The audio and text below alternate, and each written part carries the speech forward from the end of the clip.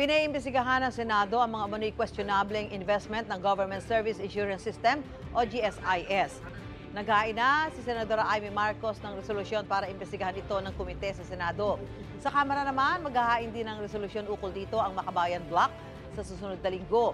Kasunod yan ang sinabi ni Senadora Risa Ontiveros na nag-invest umano ang GSIS ng 1 bilyong piso sa online gambling platform na DigiPlus. Una na sinabi ng GSIS na makikipagtulungan sila sa mga oversight at regulatory bodies sa anumang pagsusuri sa kanilang investment activities.